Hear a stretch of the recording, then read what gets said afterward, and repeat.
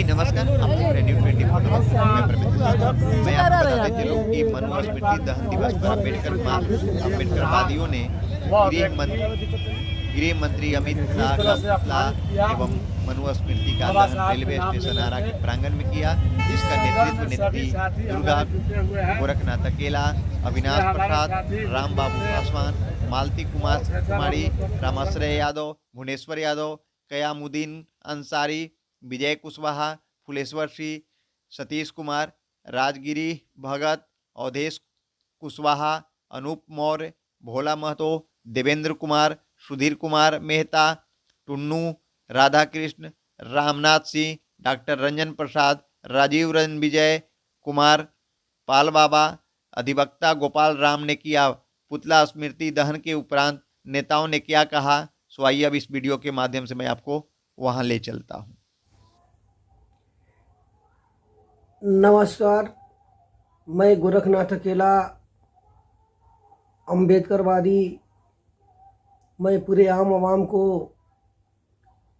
आज 25 दिसंबर है, जैसा कि मालूम होना चाहिए कि आज ही के दिन बाबा साहेब भीमराव अम्बेडकर ने गुलामी के प्रतीक मनुस्मृति को जलाने का काम किया था।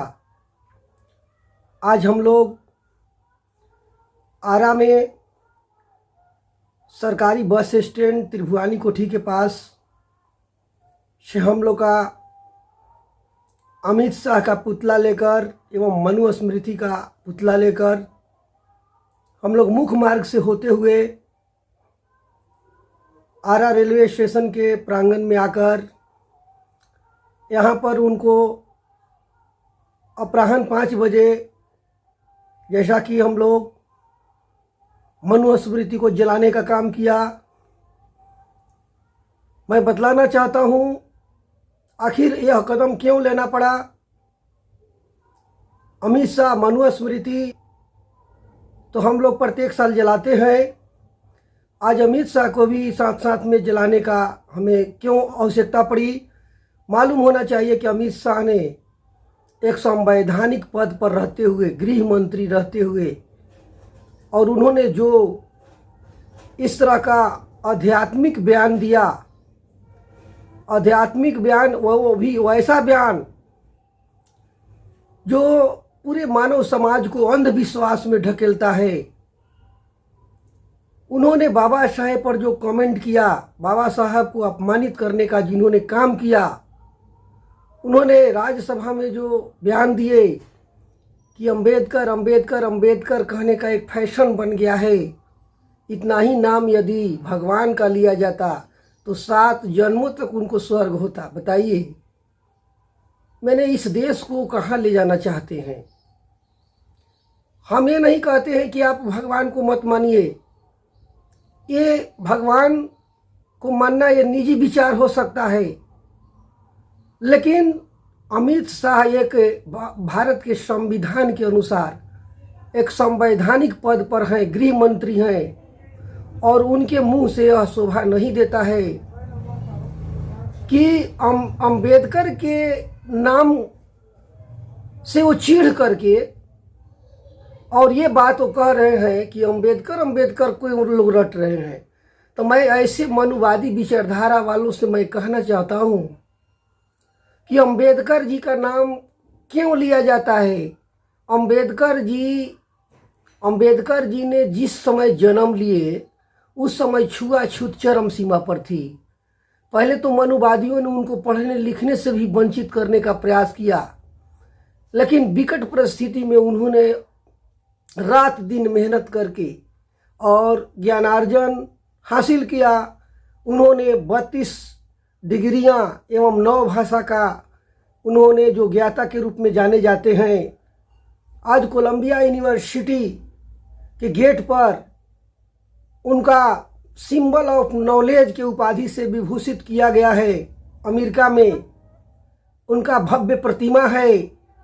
अमेरिका के राष्ट्रपति ओबामा कहते हैं कि यदि हमारे देश में जन्म लिए होते तो हम उनको सूर्य की उपाधि देते। तो कहने का मतलब बाबा साहेब अम्बेडकर ने जो हमारे लिए दिया, हमारे समाज के लिए दिया, जो बहुसंख्यक 90% लोगों के लिए दिया, तो क्या वो 90% लोग भुला जाएंगे? जब हम लोगों को, महिलाओं को अच्छा खाना खाने का अधिकार नहीं था, आभूषण पहनने का अधिकार नहीं था, शिक्षा अध्ययन करने का अधिकार नहीं था, ये सब काम बाबा साहेब अम्बेडकर ने दिया, तो अम्बेडकर को क्यों नहीं माना जाएगा?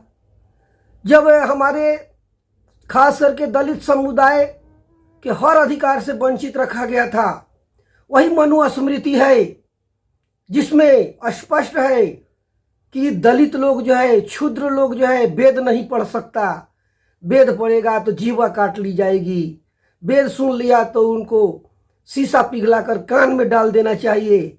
इस तरह से जात पात के आधार पर किसी को नीच कहना, किसी को ऊंच कहना, अमानवीय व्यवहार करना गुलामी का प्रतीक मनुस्मृति ये जलाने योग्य ही है। अब वो समय नहीं रहा कि मनुस्मृति के सिद्धांत को कोई अपनाएगा।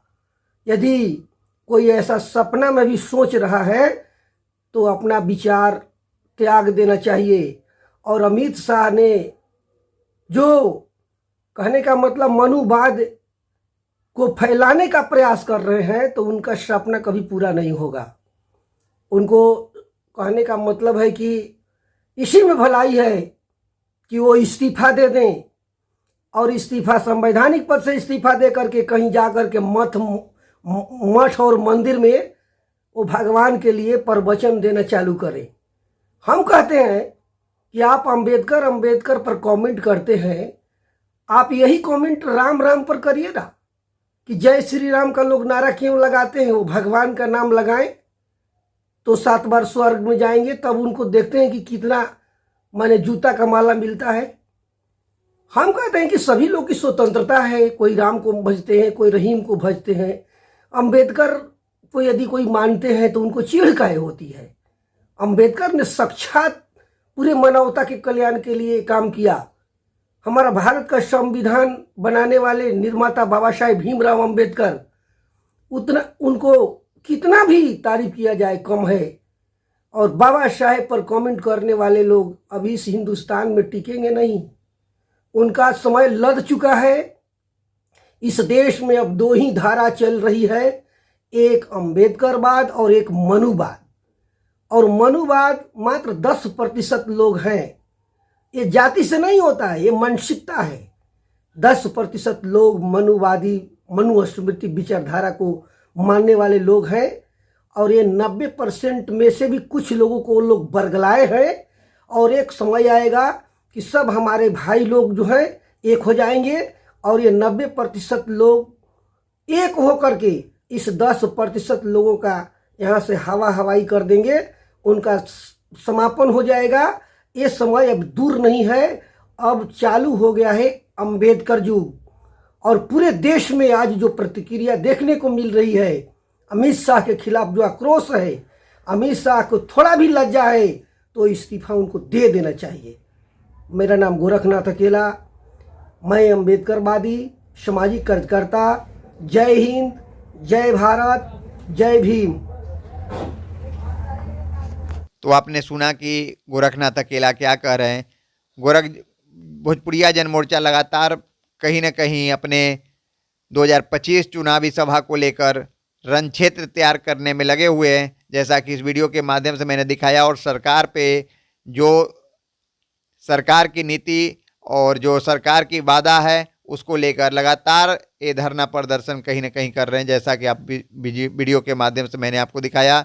और अगर आप यूट्यूब देख रहे हैं तो सब्सक्राइब करें, और अगर फेसबुक देख रहे हैं तो फॉलो करें, लाइक मैसेज शेयर करना न भूलें। जय हिंद, जय बिहार।